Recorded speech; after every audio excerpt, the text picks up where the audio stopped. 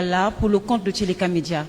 J'ai 4 questions pour vous, Monsieur le Premier ministre. J'ai souffert pour avoir le micro, donc je vous prie d'écouter mes questions, Monsieur le Premier ministre. S'il te plaît, s'il te plaît, s'il te plaît. Vous avez souffert, c'est-à-dire? J'ai souffert pour avoir le micro, donc je vais poser mes questions. Allez-y, allez-y, Madame Mabiala. Monsieur le Premier ministre, dans cet ouvrage, vous présentez plusieurs réformes sur le plan politique, économique et social, avec un accent particulier sur l'économie, notamment la coopération avec le FMI, la mise en place du compte unique du Trésor, CUT, et du guichet unique de paiement, GUP. Quel est l'impact concret de ces réformes dans la vie quotidienne des Congolais? Pouvez-vous nous donner un exemple précis et mesurable, Monsieur le Premier ministre? La deuxième question, toujours dans cet ouvrage, vous évoquez l'ouverture de plusieurs hôpitaux à travers le pays, ce qui est bien et à saluer. Cependant, qu'en est-il de la gratuité de la césarienne et la prise en charge gratuite du paludisme chez les enfants? Au regard de vos chiffres faisant état d'une baisse de la mortalité infantile, quelles actions concrètes ont permis cette amélioration? Quel mécanisme explique cette baisse? Comment le gouvernement congolais entend-il mettre fin au désordre qui affecte aujourd'hui le football congolais, marqué par la crise persistante entre le ministère en charge des sports et la présidence de la FECOFOOT? Dans d'autres pays, le football a contribué au développement, à la création d'emplois et à l'encadrement de la jeunesse. Le gouvernement ne craint-il pas fragiliser ce sport, pourtant porteur d'espoir pour de nombreux jeunes qui souhaitent en faire une carrière professionnelle? Quelle solution concrète est envisagée pour sortir de cette crise? Les grèves à répétition, c'est la nature des relations sociales dans tous les États. Les travailleurs se battent chaque jour pour l'amélioration de leurs conditions de vie. C'est un droit qui leur est reconnu. Toutes les fois qu'ils constatent que leurs conditions de vie ne sont pas améliorées, ils s'expriment par le moyen de la grève. Vous l'avez dans tous les pays. La question que vous pouvez vous poser, en effet, elle est du fait de quoi? Des salaires, oui. Et de manque de dialogue? Non. Parce qu'il y a 2 raisons. Les grèves que vous avez, ce n'est pas dans l'amélioration de la condition de travail ou de l'outil de travail.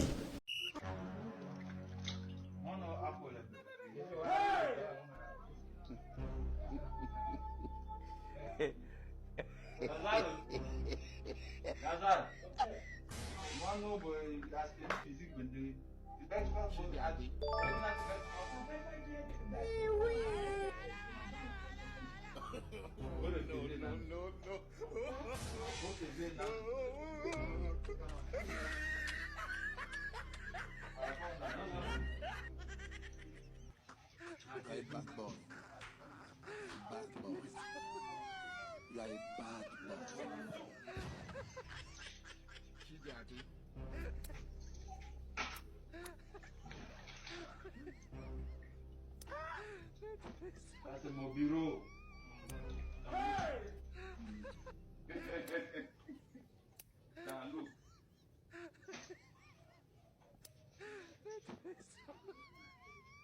Who are only qualified to guide pipeline. Your launch will not be exploded.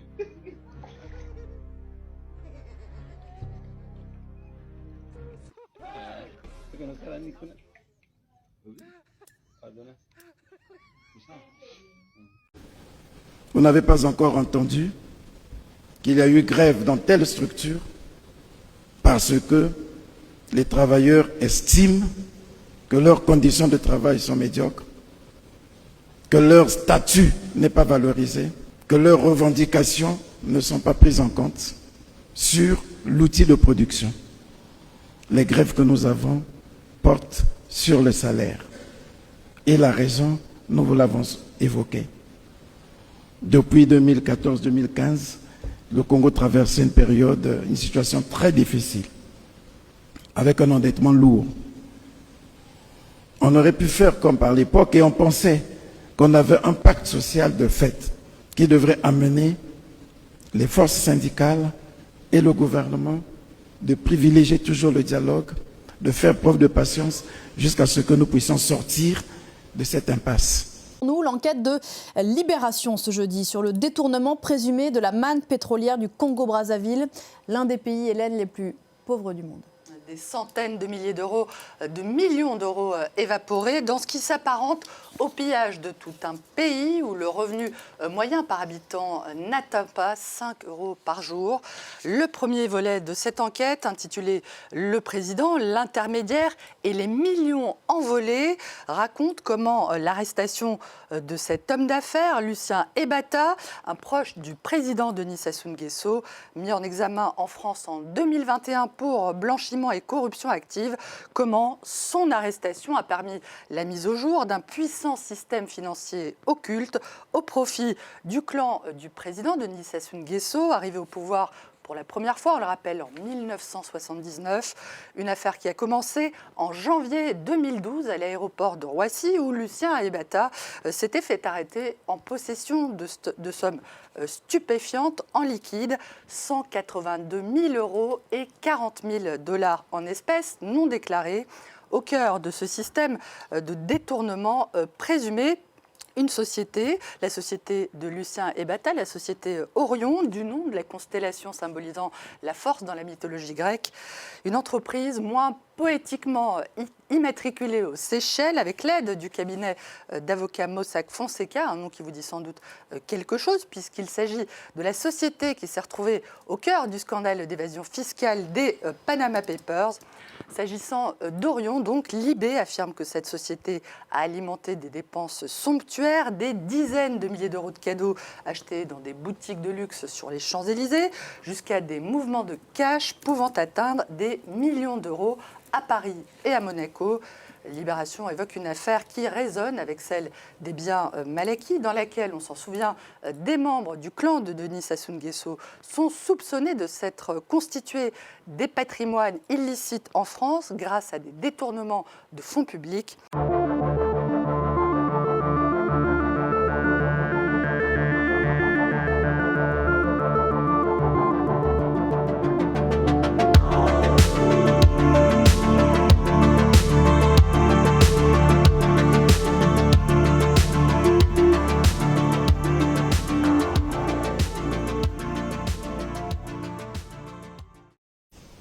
Il arrive que ça marche, il arrive que les partenaires sociaux se sentent désabusés et rompent cette entente tacite, ce pacte tacite, recourent tout de suite à la grève parce que pensant s'en servir comme moyen d'intimidation. Ça ne marche pas comme moyen d'intimidation, pourquoi? Parce que le problème qui fait déclencher la grève n'est pas du fait de la mauvaise volonté des autorités. C'est du fait d'une difficulté que le gouvernement arrive à surmonter, mais difficilement. Ça fait que lorsque, par exemple, les amis de l'université ou du CHU disent que nous attendons notre salaire et si rien n'est fait, si on n'a pas les 2 mois, nous allons en grève. Ils déclenchent la grève et moins de 2 semaines après, un salaire est payé. Ils ont du mal après à mettre un terme à la grève parce que le gouvernement, en fonction de ses ressources, remplit ses obligations. Mais si on a déjà engagé la grève, on se dit, ben 1 mois, ce n'est pas suffisant. Si on avait compris les députés du gouvernement qui auraient dit, ne vous en faites pas, dans 1 semaine, dans 2 semaines, 1 mois sera payé. Le gouvernement l'a dit, il suffit qu'il y ait un glissement de quelques jours, la grève est lancée. Et 2 jours après le lancement de la grève, le salaire est payé. Barthélémy Mbouyou est un ancien enseignant. Comme d'autres retraités au Congo, il se plaint de plusieurs mois de retard dans le versement de sa pension. Nous sommes en train de survivre. La situation des retraités, il y aurait même un mot que les gens préfèrent emprunter au lieu de dire retraité. On s'appelle maintenant maltraité. Maintenant nous sommes à plus de 30 et quelques mois d'arriérés. Ces dernières années, Pointe-Noire a connu plusieurs grèves pour réclamer le paiement d'arriérés de salaire, des grèves qui ont touché divers secteurs publics, notamment la mairie. Cet agent municipal a accepté de témoigner, mais par crainte de représailles, il le fait à visage caché.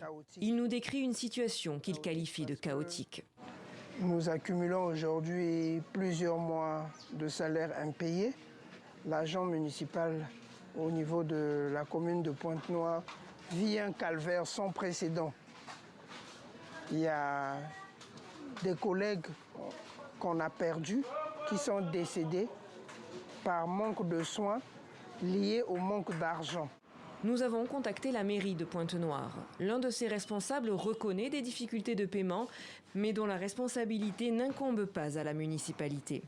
Le budget de la commune est composé à 80%, un peu plus d'ailleurs, des impôts qui sont dus à la commune, mais qui sont recouvrés par les services de l'État.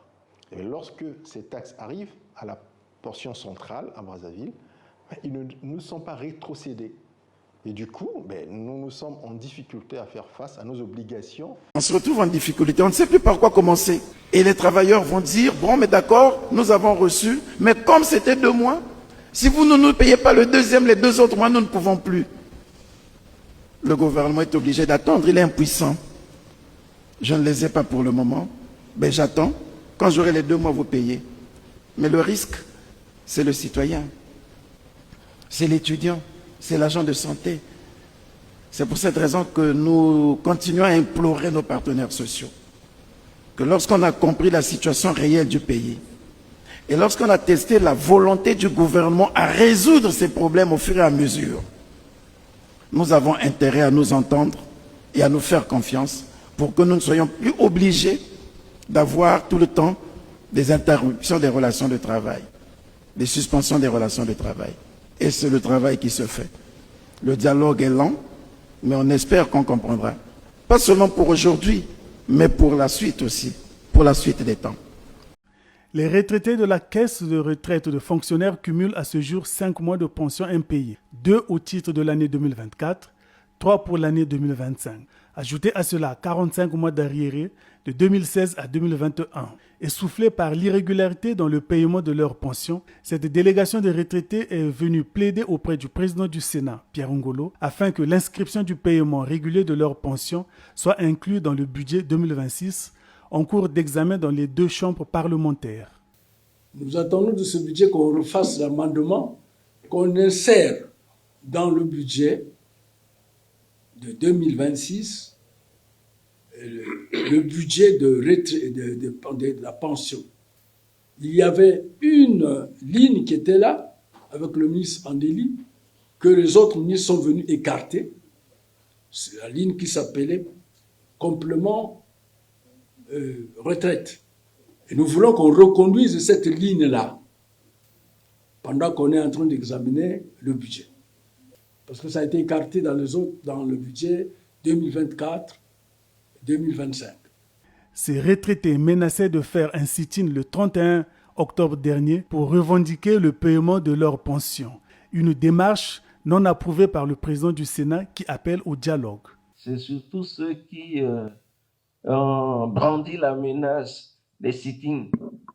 Je voudrais obtenir que nous sortions d'ici en levant cette mesure, en privilégiant la voie du dialogue. Et mettons-nous ensemble. Les problèmes que vous soulevez sont des problèmes techniques qui doivent être traités de façon technique par les commissions permanentes. La première, c'est la commission économie et finances, dont voici le président. C'est maintenant qu'on traite le budget. Le budget, c'est la sanction qui sort du Parlement. C'est le Parlement qui fait le budget. S'il y a des choses rattrapables, on les rattrape. Le président du Sénat, Pierre Ngolo, a eu en face de lui 15 représentants de 3 plateformes syndicales de défense des droits des retraités de la CREF, notamment la Coordination nationale des associations des retraités, la Fédération des associations des retraités et l'Union pour la défense des intérêts des retraités. Ces pensionnés de la CREF ont également déploré le refus du gouvernement de les recevoir. Voilà. Donc le gouvernement n'est pas insensible. La situation, c'est celle-là. Et nous nous efforçons tant bien que mal. Toutes les fois, je vous ai dit tout à l'heure, que 2024, 2022, ça a été payé. Vous parlez de l'université. Vous dites rien ne marche. Mais savez-vous que lorsqu'on a relevé le point d'indice des agents de l'État en 2013, il était question de relever aussi le point d'indice des agents de l'université. Et la situation de 2014 n'avait pas permis de le faire. On est resté comme ça jusqu'en 2021-2022. Et en 2022, on a quand même relevé le point d'indice des agents de l'université. Je peux vous dire que ce n'est pas rien. C'est un grand effort social qui a été fait.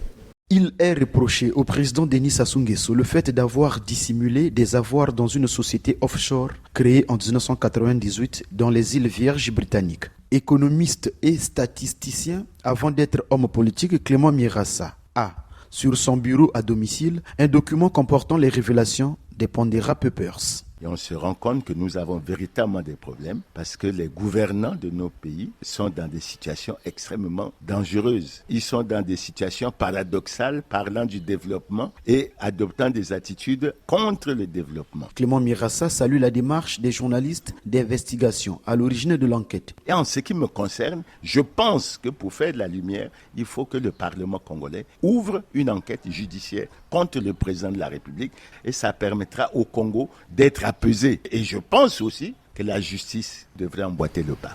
Coordonnateur du Cercle des droits de l'homme et de développement, Roch Eloge Nzobo exprime toute sa désolation sur l'évasion fiscale dont le Congo serait victime. Je suis aussi désolé de voir que la République du Congo revient toujours chaque fois qu'il y a des informations liées que ce soit les questions d'évasion fiscale ou détournement de fonds publics. Cela donne de plus en plus une mauvaise image de notre gouvernement.